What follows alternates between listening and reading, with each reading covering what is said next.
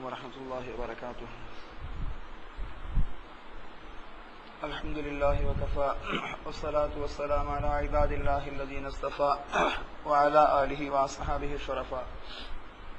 أما بعد، فقد قال الله تعالى في كلامه القديم في محكم تنزيل: ومن يطع الله والرسول فأولئك مع الذين أنعم الله عليهم من النبيين والصديقين والشهداء والصالحين وحسن أولئك رفيقا. صدق الله مولانا العلي العظيم وصدق رسوله النبي الكريم. கண்ணியமானவர்களே, அல்லாஹ்வின் அருளினால் ரஹ்மத்துடைய 4வது இரவில் நாம் அமர்ந்திருக்கின்றோம். கண்ணியமானவர்களே, நாம் தொழுகையில் ஓதப்பட்ட சூரா நிசா. நிசா என்ற ஒரு அத்தியாயத்தை ஓதிருக்கிறோம். நிசா என்றால் பெண்கள். இந்த சூறாவுக்கு அல்லாஹ் ஏன் இந்த பெயரை இறக்கி வச்சா அப்படிங்கிறது காரணம் சொல்லி காட்டுவாங்க. இந்த சூறாவில் அதிகமாக பெண்களுடைய விஷயங்களாக, பெண்களை பற்றி, அதிகமான திருமணத்தை பற்றி, பெண்களுக்கு நிர்ணயிக்கப்பட வேண்டிய மகர் தொகையை பற்றி, யாரை முடிக்கலாம் யாரை மனம் முடிக்க கூடாது என்பதை பற்றி, சொத்துரிமை பற்றி, இது போன்ற பெண்களுடைய விஷயங்களாக, பெண்களின் தொடர்பாக அதிகமாக பேசப்படுவதனால இந்த சூறாவுக்கு நிசா என்ற பெண்கள் என்ற பெயர் வந்தது அப்படின்னு சொல்லி காட்டுவாங்க. அது மட்டும் இல்லாம இதுல இந்த சூறாவில் அதிகமான அது அல்லாத சட்டங்களும், தயமத்தை பத்தி இந்த சூறாவில் சொல்லி காட்டுவான். போர்க்காலத்தை எப்படி தொழுகணும் அப்படிங்கிற சட்டங்களை எல்லாம் சொல்லி காட்டுவோம். கண்ணியமானவர்களே, அந்த விதத்தில் நாம் இன்று பார்க்கக்கூடிய ஒரு அத்தியாயம் உலகத்தில் ஒரு வித்தியாசமான நடைமுறையை அறிமுகப்படுத்தியவர் என்று சொல்லலாம். உலகத்தில் சட்டங்கள், இஸ்லாம் ரசூலுல்லாஹி காலத்தில் ஏதாவது பிரச்சனை ஏற்பட்டா பிரச்சனைகளுக்கான ஆயத்தை இறக்க சொல்லுவாங்க. அல்லது ஏதாவது ஒரு சஹாபாக்கள் மத்தியில் விஷயங்கள் நடந்தால் அந்த விஷயங்களுக்கு தீர்வாக அல்லாஹ்வின் ஆயத்தை தேடுவாங்க. அல்லது இது போன்ற விஷயங்கள் நடக்கணுமே சொல்லி அல்லாஹ்வின் ஆயத்தை தேடுவாங்க.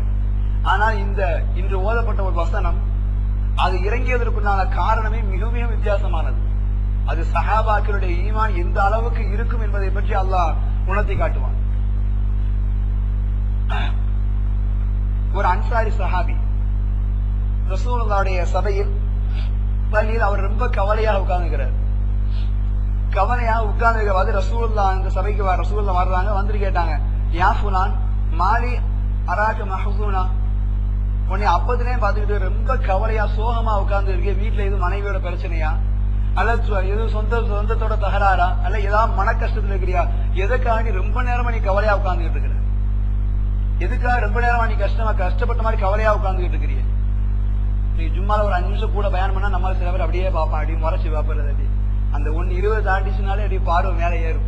ஏன் கூட ஒரு 5 நிமிஷம் உட்கார வைக்கிறேன் மாதிரி. அந்த மாதிரி அந்த சஹாபிக்கு ரொம்ப கவலை. ரசூலுல்லாஹ் கேட்டாங்க, ஏன் இவ்வளவு கவலையா இருக்கிற, என்ன நடந்துச்சு? அப்ப ரசூலுல்லாஹ் அவர் சொன்னார், யார் ரசூலுல்லாஹ்? சொன்ன பதில் வித்தியாசமானது. ஷைஉன் ஃபகர்த ஃபீஹி, நான் ஒரு விஷயத்தை ரொம்ப ஆழமா சிந்திக்கிறேன். கவலையா உட்கார்ந்து இருக்கிறார். ரசூலுல்லாஹ் கேக்குறாங்க, ஏன்பா கவலை? அவர் சொன்னார், ஒரு விஷயத்தை ரொம்ப ஆழமா சிந்திக்கிற யார ரசூலுல்லாஹ். அப்படி என்னப்பா சிந்தனை ஆகுவா? அந்த அளவுக்கு ஒரு ஆழமா சிந்திக்கிற அளவுக்கு என்ன விஷயம் நடந்து போச்சு, என்னத்தை சிந்திச்ச? அப்போ ரசூலுல்லாஹ் சொன்னார், உண்மையில் இதுதான் சஹாபாக்களுடைய ஈமானுக்குண்டான ஒரு உறுதியான ஒரு ஆதாரம். அவர் சொன்னார், யார் ரசூலுல்லாஹ், நஹ்னு நகுது அலைக வனருஹு, காலையானால் உங்களின் அழகான முகத்தை தரிசிக்கின்றோம், மாலையானால் உங்களின் அழகான முகத்தை தரிசிக்கின்றோம். நங்குரு இலா வஜ்ஹிக, உங்களுடைய முகத்தை பார்த்து நாங்கள் எங்களுடைய மனதிலே சந்தோஷத்தை ஏற்படுத்திக் கொள்கின்றோம். போதா குறைக்கு உங்களோடு நெருங்கி அமர்ந்து பேசுகின்றோம். சந்தோஷத்தோடு நாங்கள் மன நிம்மதியோடு விடைபெறுகிறோம். நாளை ஒரு நாள் நாங்களும் மௌத்தாகுவோம், நீங்களும் மௌத்தாகுவீர்கள். நாங்கள் மௌத்தாக எழுப்பப்படும் பொழுது நீங்கள் நபிமார்கள் என்று ஒரு லிஸ்டோடு சேர்ந்து போயிருங்களே யார சொல்லலாம். இப்பொழுது அமர்ந்த அதே அமர்வரை, இப்பொழுது பேசிய அதே பேச்சு, இப்பொழுது சிரித்த முகத்தோடு பார்த்த அதே நெருக்கம் நாளை நபிமார்கள் என்ற அந்தஸ்தோடு நீங்கள் இருக்கும் பொழுது கிடைக்குமா கிடைக்காதா என்று ஏங்கிற யார சொல்லலாம். அதை பத்தி சிந்திக்கிறேன் நான். எப்படிப்பட்ட பதில்? எங்கிருந்து எங்க சிந்திக்கிறார்? உலகத்தில் உட்கார்ந்து இருக்கிறார். கியாம நாளை பற்றி சிந்திக்கின்றார். நாளை நீங்கள் நபிமார்கள் என்ற உயர்ந்த தரஜாவிலே இருப்பீர்கள், நாங்கள் மூமின் என்ற கடைசி கட்ட தரஜாவிலே சுவனத்தில் அடிமட்டத்திலே உட்கார்ந்து இருப்போம். நாங்களும் நபிமார்களுடைய அந்தஸ்திற்கு மேலே எழுந்து வர முடியாது, நீங்களும் நபிமார்கள் என்ற அந்தஸ்தை விட்டு கீழே எங்களோடு சமமாக வர முடியாது. யார சொல்லலாம்? நாங்களும் நீங்களும் இங்கே உலகத்திலே அமர்ந்த அதே அமர்வரை நாளை சுவனத்திலே அமர முடியுமா? அதை நினைத்து யோசிக்கின்றேன். யார சொல்லலாம்? அது எப்படிப்பட்ட ஈமான்? அதை நினைத்து யோசிக்கின்றேன் யார சொல்லலாம். அதனால் தான் எனக்கு கவலை, எப்படி உங்களை கியாமத்திலே சந்திப்பது, எப்படி உங்களை நபிமார்கள் அந்தஸ்தில் வந்து அடைவது. ரசூலுல்லாஹ் அப்படியே ஒரு செகண்ட் தயாரிச்சுட்டாங்க. இப்படி ஒரு கேள்வியா? உலகத்தில் உட்கார்ந்து தன்னுடைய குடும்பத்தை பத்தி சிந்திக்க நமக்கு நேரம் இல்லை, தன்னுடைய இஸ்லாமிய பேச்சை கேட்கறதுக்கே நமக்கு நேரம் இல்லை. அவர் கியாம நாளை போயிட்டாரு. கியாம நாள்ல எப்படி ரசூலுல்லாஹ் சந்திக்கிறது? நபிகளாரும் கூட ஒரு நிமிடம் திகைத்து விட்டாங்க. நபிகளாருக்கு உடனே ஜிப்ரீல் அலைஹிஸ்ஸலாம் வஹி இறக்கி கொண்டு வர்றாங்க. ஜிப்ரீல் அலைஹிஸ்ஸலாம் வஹியை கொண்டு வர்றாங்க. அந்த வஹியின் மூலமாக அருளப்பட்ட ஒரு வசனத்தை தான் இன்று நாம் ஓதினோம். வமன் யுதிஇல்லாஹ வர்ரசூல், அல்லாஹ்விற்கும் அவனுடைய தூதுவருக்கும் யார் கட்டுப்பட்டு நடக்குகின்றாரோ வழிபடுகின்றாரோ ஃபஉலாயிக மஅல்லதீன அன்அமல்லாஹு அலைஹிம், அவர்களும் நாளை மீனன் நபியீன், நபிமார்களோடு அல்லாஹ்வுடைய அழகான அந்த சுவனபதியிலே இருப்பார்கள் என்று நபிகள் பெருமானார் ஸல்லல்லாஹு அலைஹி வஸல்லம் அவர்களுக்கு வசனம் இறங்கிய பிறகுதான் நபிகளாரும் அமைதி அடைந்தார்கள், அந்த சஹாபாக்களும் ஆனந்தம் அடைந்தார்கள் என்று சொன்னார். எந்த அளவிற்கு அவருடைய ஈமானின் ஆழம், எந்த அளவிற்கு ஈமான் ஆழமாக பதிந்திருக்க வேண்டும். இன்னொரு காரணம் சொல்லி காட்டாங்க இந்த ஆயத்து இறங்கினதுக்கு. அது கூட ஒரு சஹாபி ஆயிஷா சொல்லி காட்டாங்க. ஒரு சஹாபி ரசூலுல்லாஹ் கிட்ட வந்தாரு. வந்து ரசூலுல்லாஹ் சொன்னா, யா ரசூலல்லாஹ் இன்னக லா உஹிப்பு இலைய மின் நஃப்ஸி, நான் தங்களை என் உயிரை விட மேலாக நேசிக்குகின்றேன். வ உஹிப்பு இலைய மின் அஹ்லி, என் குடும்பத்தாரை விட ஆழமாக நேசிக்குகின்றேன். வ உஹிப்பு இலைய மின் வலதி, நான் 10 மாதங்கள் ஈன்றெடுத்த குழந்தையை விட உங்களை ஆழமாக நேசிக்குகின்றேன். வ இன்னி லஅகூனு ஃபில் பைத்தி, அந்த சஹாபி சொன்னார், வ இன்னி லஅகூனு ஃபில் பைத்தி, நான் இப்பொழுது வீட்டிலே உட்கார்ந்து கொண்டிருக்கின்றேன். ஃபஅذ்குருக, உங்களுடைய ஞாபகம் எனக்கு வந்து விடுகிறது, உங்களை ஞாபகம் வந்து விடுகிறது. அது நடுநிசியாக இருந்தாலும் கூட, இரவு ரொம்ப தாமதமான நேரமாக இருந்தாலும் கூட, ஃபமா அஸ்பர, என்னால் பொறுமை காக்க முடியவில்லை யா ரசூலல்லாஹ், ஹத்தா அதைதுக, உங்களிடத்திலே வந்து ஃபஅன்லுர இலைக, நடுநிசி 2 மணி ஆனாலும் உங்க வீட்டு கதவை தட்டி உங்க முகத்தை பார்த்தாதான் யா ரசூலல்லாஹ் எனக்கு ஒரு சாந்தம் ஏற்படுது யா ரசூலல்லாஹ். உங்களை பார்க்கணும்னு நினைச்சிட்டா 2 மணி ஆனாலும் வீட்டுல எனக்கு தூக்க வர மாட்டேங்க யா ரசூலல்லாஹ், கல்ல சோரை ஏறி குதிச்சாவது உங்களை பார்த்தருன்னு நினைப்பேன், பார்த்தாதான் என்னுடைய மனசு சாந்தி அடையும் யா ரசூலல்லாஹ். அந்த அளவிற்கு ஆழமாக நேசித்த சஹாபாக்கள். இது ஒரு விஷயத்தோட சொன்னா புரியும். தல்ஹாத் இப்னு பர்ரா அப்படிங்கிற ஒரு சஹாபி, தல்ஹாத் இப்னு பர்ராங்கிற சஹாபி ஒரு ரசூலுல்லாஹ் வராரு. வந்து ரசூலுல்லாஹ் கேட்டா, யா ரசூலல்லாஹ், அவருடைய வாசனை ரொம்ப வித்தியாசமான சொன்ன வார்த்தை, முரளி பிமா அஹபபத, யா ரசூலல்லாஹ், நீங்கள் பிரியப்படுகின்ற ஒன்றை எனக்கு கட்டளையிடுங்கள். வந்தவர் யார சொல்ல, எனக்கு ஒரு விஷயத்தை சொல்லுங்க, முரளி பிமா அஹபபத, நீங்கள் பிரியப்படுகின்ற ஒரு விஷயத்தை எனக்கு கட்டளையிடுங்கள். லா உஸீலக அம்ரா, நீங்கள் கட்டளையிட்டால் நான் மாறு செய்ய மாட்டேன், நீங்கள் பிரியப்படக்கூடிய ஒரு விஷயத்தை எனக்கு சொல்லுங்க சஹாபி. ஃபல்லாஹிக நபி ரசூலுல்லாஹ் அப்படியே சிரிச்சுட்டாங்க உட்கார்ந்து. எனக்கு கேட்ட கேள்வி வித்தியாசமானது, நீங்க பிரியப்படுற ஒண்ணு எனக்கு கட்டளையிடுங்க. இப்ப ஏன் கேக்குறீங்க, சொல்லுங்க உங்களுக்கு என்ன வேண்டுமா செய்யறேன், 1 கோடி ரூபாய் கேட்டான்னு அடுத்த நிமிஷம் திரும்ப ஓடிடுவோம், அந்த மாதிரி அவர் கேட்டாரு. நீங்க பிரியப்படுற ஒண்ணு எனக்கு அப்படியே கட்டளையிடுங்க ரசூல் செய்யறேன்னாரு. ரசூலுல்லாஹ் சிரிச்சுட்டாங்க. கேட்ட கேள்வி ரொம்ப வித்தியாசமானது. சிரிச்சதோட நிப்பாட்டல ரசூலுல்லாஹ் உடனே சொன்னாங்க, இஸ்ஹப், இந்த சபையில் இருந்து வெளியேறு, ஃபக்கத்துல் அபாக்க, வெளியே போய் உன் தந்தையை கொலை பண்ணிட்டு உள்ள வாங்க. ஏன்னா அவர் கேட்ட கேள்வி அப்படி, நீங்க எதை பிரியப்படுறீங்களோ அது எனக்கு கட்டளையிடுங்க. ரசூலுல்லாஹ் உடனே சொன்னாங்க, சபையிலிருந்து வெளியே போ, உன் தந்தையை கொன்னுட்டு திரும்பி உள்ள வாங்க. திரும்பி பார்த்தா வெளியே நடந்தாரு வேகமா. வந்த மனிதர் அப்படியே வேகமா திரும்பி நடந்தாரு. சஹாபாக்கள் 10 பேர் விட்டு அள்ளி விட்டு வந்தாங்க. தூக்கி உட்கார வச்சாங்க. என்னையா செய்ய போன, வெளியே போய் சொன்னதுல வெளியே போய் கொல்ல போயிட்ட, நான் அனுப்பப்பட்டது உங்க சொந்த பந்தங்களை சேர்த்து வைப்பதற்கு தானே தவிர இனபந்தங்களை கொலை செய்வதற்கு அல்ல. உன்னுடைய ஈமானின் தரஜா எப்படி என்று பார்க்க நினைத்தேன், நீ ஈமானின் உயர்ந்த அந்தஸ்தில இருக்குகின்றாய் என்று நபிகள் பெருமானார் ஸல்லல்லாஹு அலைஹி வஸல்லம் ஒரு சஹாபாக்களுக்கு பெயர் கொடுத்தார் என்று சொன்னால் ஈமானின் ஆழம் அந்த அளவிற்கு. நபிகளாரை நேசிப்பதற்காக யாரையும் தூக்கி வீசிவிடலாம். இதுதான் சஹாபாக்களுக்கு தெரிந்த ஒரே தாரக மந்திரம். நாம் நபிகளாரின் அன்பை பெறுவதற்காக ஜும்மாவிற்கு கூட 1 மணி 1:30 மணிக்கு தான் வரும் சொல்லலாம். நபிகளாருடைய அன்பை பெறக்கூடிய நேரம் ஜும்மாவிற்கு கூட 1:30 மணிக்கு வந்து காம சொல்லும் போதுதான் வருவன் நிக்குமே தவிர அந்த 1 மணி 12 மணி பயானுக்கு வரும் நமக்கு அக்கறைங்கிறது கிடையாது. சஹாபாக்கள் தன் தந்தையை தூக்கி வீசினாங்க, தாயை தூக்கி வீசினாங்க, குழந்தையை தூக்கி வீசினாங்க. சொல்ல போனால் உயிரை கூட நபிகளாருக்காக துச்சமாக வந்து வீசினாங்க. நாம் 1/2 மணி நேரம் வியாபாரத்தை தூக்கி வீசுவதற்கு யோசிக்கிறோம். எங்கே ஈமானின் ஆழம், எங்கே நமக்கு மத்தியில ஈமானுடைய வித்தியாசங்கள்? இந்த சஹாபியினுடைய கவலைக்காக அல்லாஹ் வசனத்தை இறக்கியதாக நபிகள் பெருமானார் ஸல்லல்லாஹு அலைஹி வஸல்லம் சொல்லிட்டு இந்த அந்தஸ்து சஹாபாக்களோடு நின்றுவிடக் கூடாதுன்னு ரசூல் ஆசைப்பட்டாங்க. ஏன்னா சஹாபா கேட்டாங்க, யார சொல்லலாம் உலகத்துல நாங்க பார்த்தோம், யார சொல்லலாம் நாளைக்கு மறுமையிலே பார்க்கணும் கேட்டாங்க. நமக்கும் அதே ஆசை இருக்குதான செய்து ரசூலா பார்க்கணும்னு சொல்லி. அதனால் நபிகள் பெருமானார் ஸல்லல்லாஹு அலைஹி வஸல்லம் அவர்கள் இந்த இப்படிப்பட்ட வாய்ப்பு சஹாபாக்களோடு நின்றுடக் கூடாதுன்னு நினைச்சாங்க. அதனால ரசூலுல்லாஹ் தொடர்ந்து சொல்லி தந்தாங்க, நாமும் எப்படி எல்லாம் அடையலாம் சொல்லி தந்தாங்க ரசூலுல்லாஹ். நாமும் எப்படி எல்லாம் நபிகளுடைய நேசத்தை அடைந்து கியாம நாளிலே நபிமார்களோடு உலகத்திலேயே உயர்ந்த தரஜா அல்லாஹ் கொடுக்கக்கூடிய மிக பாக்கியமான தரஜா அந்த நபிமார்கள் என்ற கூட்டத்தோடு நம்மையும் சேர்த்து வைப்பதற்கு நபிகள் பெருமானார் ஸல்லல்லாஹு அலைஹி வஸல்லம் அவர்கள் சஹாபாக்களோடு நிற்கவில்லை. எனக்கு பின்னால் வரக்கூடிய சமுதாயமும் என்னை பார்க்க வேண்டும் என்றால் இந்த வகையிலே அடைந்து கொள்ளலாம் என்று நபிகள் பெருமானார் ரசூலுல்லாஹி ஸல்லல்லாஹு அலைஹி வஸல்லம் அவர்கள் நமக்காக பல வழிமுறைகளை கற்றுத் தந்தார். அது சில விஷயங்களை பார்க்கலாம். கஅபத்துல் அஸ்கரி அப்படிங்கிற சஹாபி, இவர் நபிகளாருக்கு இரவு நேரத்துல தேவைக்கு ரசூலுல்லாஹ் தஹஜ்ஜுதுக்கு எந்திரிச்சு ஒதுவுடைய தண்ணி எடுத்து வைக்கிறார். இது இவருடைய வேலை. ரசூலுல்லாஹ் அந்த சஹாபியில கேட்டாங்க, சல். ரசூலுல்லாஹ் கேட்டாங்க, ஃபகால லி சல், உனக்கு என்ன வேணும் சொல்லுனாங்க ரசூலுல்லாஹ். உனக்கு என்ன வேணும் கேளுனாங்க. ஒரே வார்த்தை கேட்டா, யார ரசூலுல்லாஹ் அஸ்அலுக முராஃபகதக பில் ஜன்னா, நீங்க கேட்டுட்டீங்க என்ன வேணும் கேளுன்ட்டீங்க, கேட்கறது தந்தாகணும், உங்களோடு நான் சுவனத்தில் இருக்க வேண்டும் கேட்டார். கேளு தரட்டீங்க, எனக்கு ரூபானா தேவையில்லை, உங்களோடு சுவனத்தில் இருக்க வேண்டும். முராஃபகதக பில் ஜன்னா. ரசூலுல்லாஹ் திருப்பி கேட்டாங்க, ஏப்பா அவங்க கைதாளிக்க வேற எந்த ஆசையும் இல்லையா? வேற எந்த ஆசை இருந்தா சொல்லு. குவலாக்க சுவனம் தான், அதுவும் உங்களோட நபிமார்களோட சுவனம் என்ன. ரசூலுல்லாஹ் அப்படியே ஒரு ஸ்டன்னாங்க. ஆனாலும் நமக்கு அந்த வழிமுறையை கற்றுத் தந்தார்கள். அதிகமாக தொழுகையோடு தொடர்புகள், உன்னை நான் ஷஃபாஅத் செய்து என்னோடு அழைத்துக் கொள்வதற்கு வசதியா இருக்கும் ரசூலுல்லாஹ். அதிகமாக தொழுகையோடு இருந்து கொள், என்னுடைய ஷஃபாஅத்தின் மூலமாக உன்னையும் சுவனத்திலே என்னோடு வைத்துக் கொள்வதற்கு வசதியா இருக்கும் ரசூலுல்லாஹ். அது சஹாபாக்களுக்கு மட்டுமல்ல, நமக்கும் நபிகளார் அந்த வாய்ப்பை பெற்றுத் தருவதற்காக ரசூலுல்லாஹ் சொன்னாங்க. இரண்டாவது ஒரு விஷயம் ரசூலுல்லாஹ் கற்றுத் தந்தது. ஒரு சஹாபி ரசூலுல்லாஹ் சொன்னார், யா ரசூலல்லாஹ் ஷஹீது அல்லா இலாஹ இல்லல்லாஹ், நான் அல்லாஹ் தவிர கடவுள் இல்லை என்று சாட்சி சொல்கின்றேன். வ அன்னக ரசூலுல்லாஹ், நீங்கள் நான் தூதர் என்று சாட்சி சொல்கின்றேன். வ ஸல்லைத்துல் ஹம்ஸ, நமக்கு கஷ்டமானது சொன்னார். நான் 5 வரையும் சரியா தொழுதுருவேன். 5 வரையும் சரியா தொழுதுற யா ரசூலல்லாஹ் சொல்லிட்டு பின்னால் சொன்னாரு, அதோட நீ பாடல வ அத்தைத்து ஸகாத்த மாலி, என் பொருளுடைய ஸகாத்தை கணக்கிட்டு கொடுத்துறேன். ரொம்ப கஷ்டமான விஷயம். என் பொருளுடைய ஸகாத்தை சரியான வழியில் கணக்கிட்டு கொடுத்துற யார சொல்லலாம். வசும்து ஷஹர ரமலான், ரமலான் மாதத்திலே நான் பரிபூர்ணமாக நோன்பு நோக்குகின்றேன் யார சொல்லலாம்.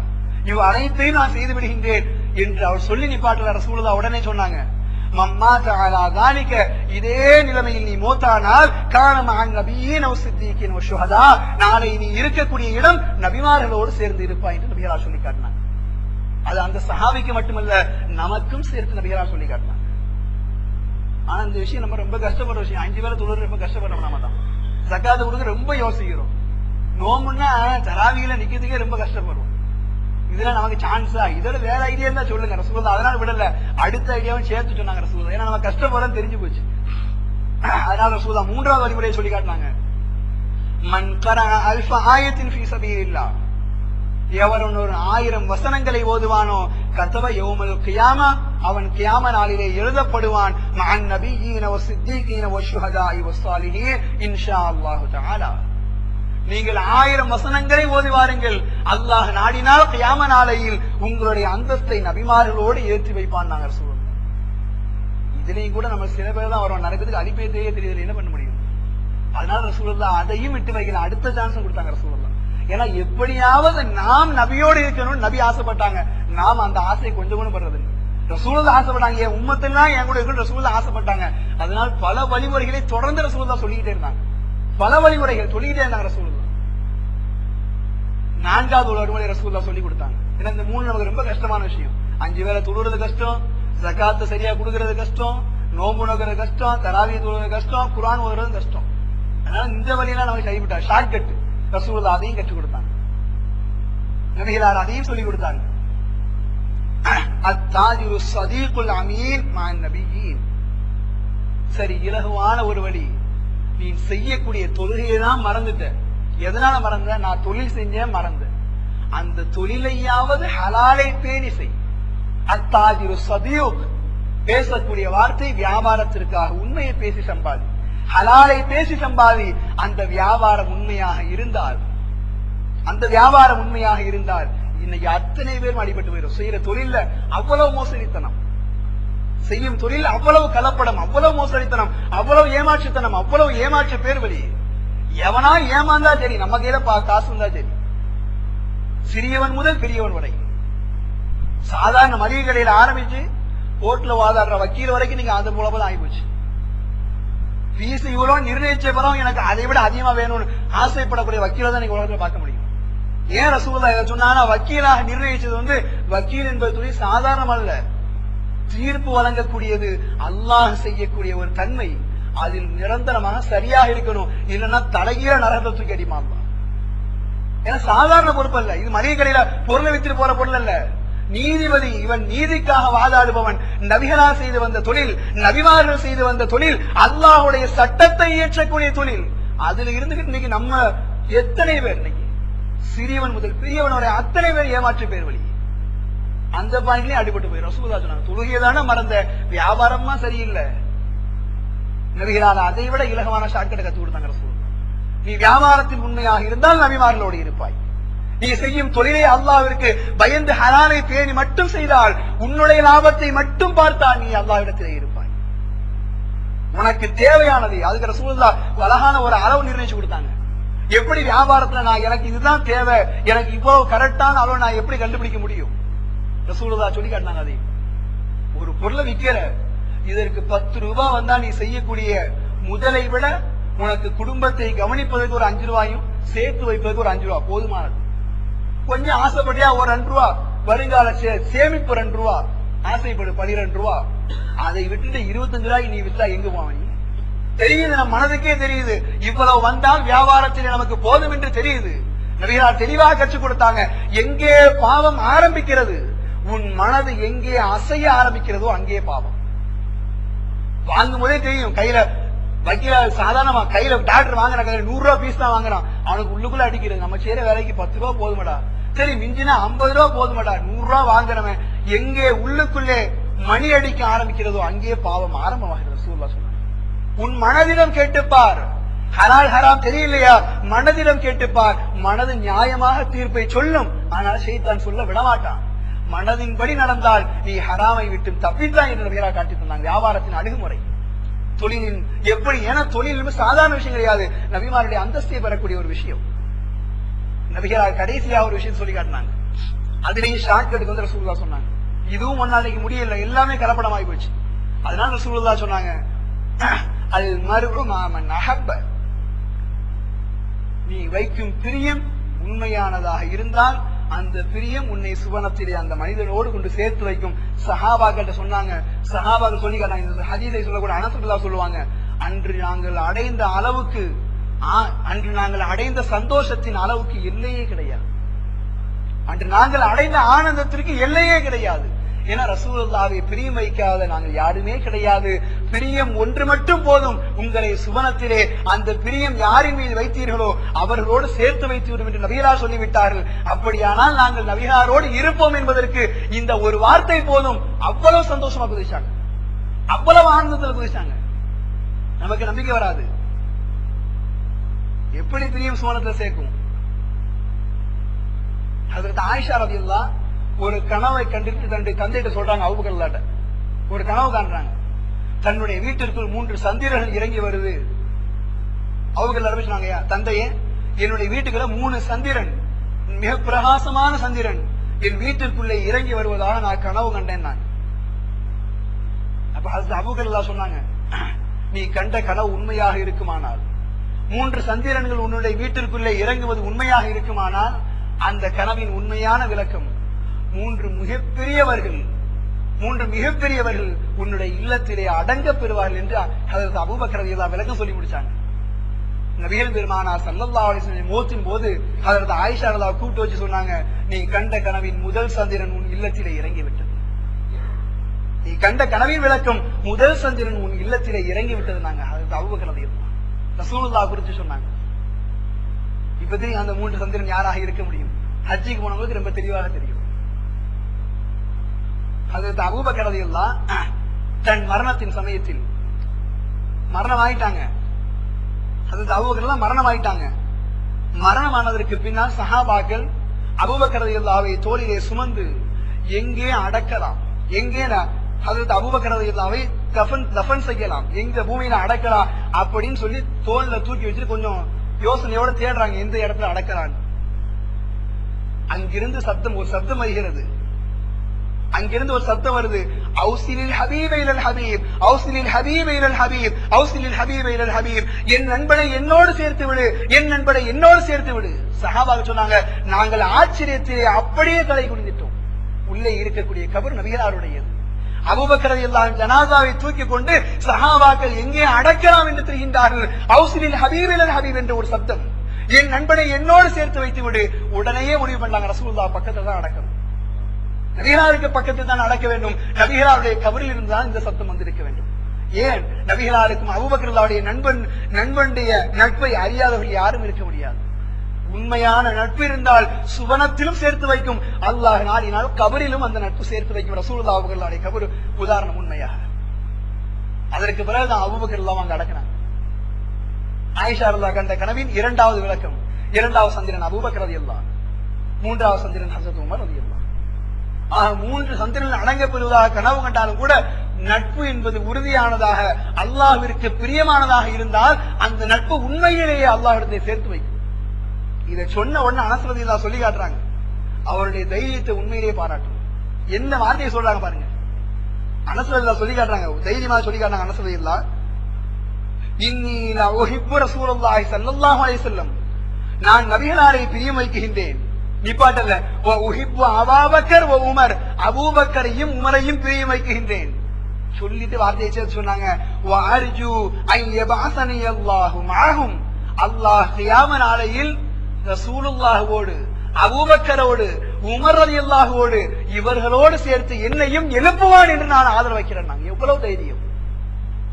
ஏன்னா ரசூலுல்லாஹ் சொல்லிட்டாங்க, உன்னுடைய பிரியம் உண்மையானதாக இருந்தால் பிரியமானவர்களோடு சேர்த்து வைக்கும். நான் நபிகளாரை நேசித்த பிரியத்திலே பொய்யே கிடையாது, நான் அபூபக்கரை நேசித்த பிரியத்திலே பொய்யே கிடையாது, நான் உமரை நேசித்த பிரியத்திலே பொய்யே கிடையாது.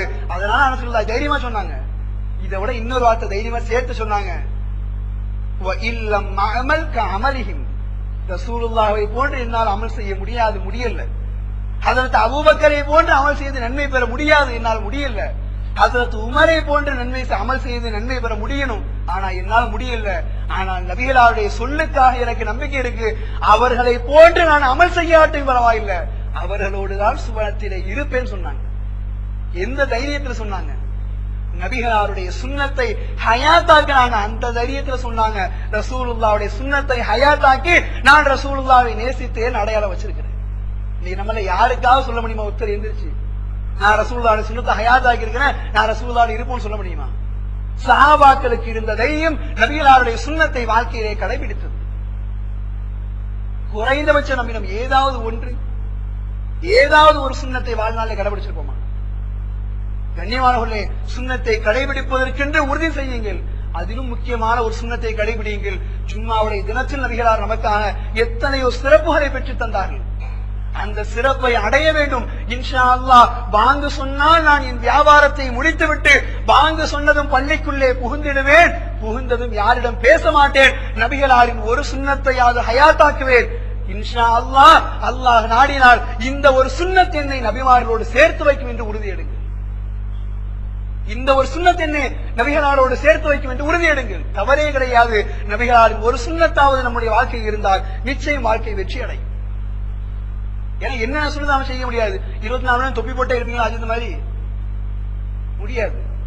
வெளியே எங்கேயாவது வெளியே போனா தொப்பி காட்டிடுவோம், அதுவும் சுண்ணத்தா முடியாது. தாடி வைக்க முடியுமா?